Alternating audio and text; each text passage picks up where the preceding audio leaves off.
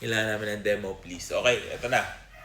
So, sabi nga natin, wala siyang frets. Very, very small ang distances in between.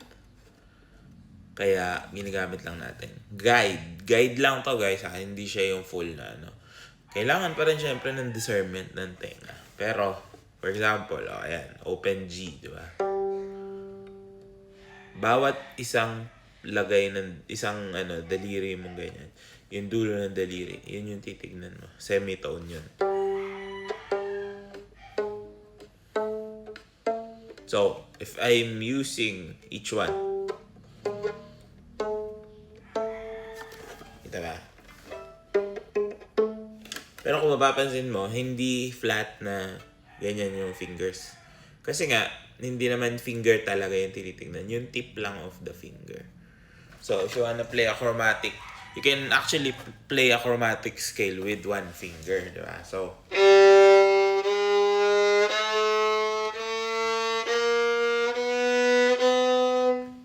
siguro mas maganda ang ganito. Ayan.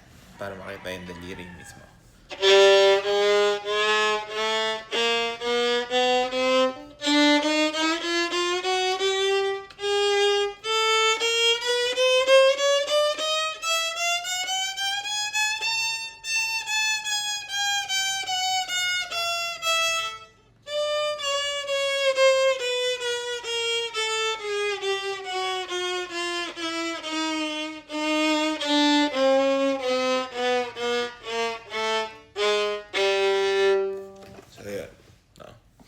So, if you use only the fingertips. So, ang isang ganito, this one is one fingertip away, yung whole step.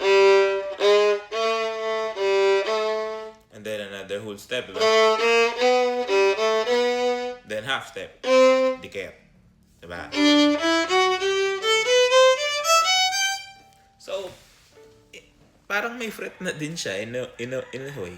Kasi doon mo naiisip yung distances. So, instead of having visual frets, nasa mind mo na lang na, okay, ito yung distance na kailangan ko to reach a certain sound, to create a certain tone, no? Para to play in tune.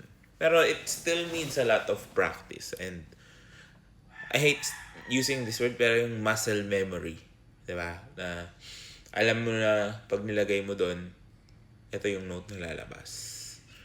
So, it's just a guide.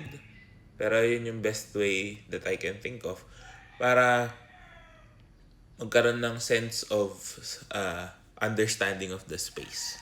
So, kailangan talaga yung pinaka best description is spatial recognition. Diba? Sabi ko nga, para kang pag nag-brown out sa inyo, alam mo pa rin kung nasan yung pintuan ng bahay mo, alam mo pa rin kung nasan yung hallway, nasan yung mga cabinet, para hindi ka tumama pag naglalakad ka sa dilim. Ganun din yun, yung pakiramdam ng daliri mo.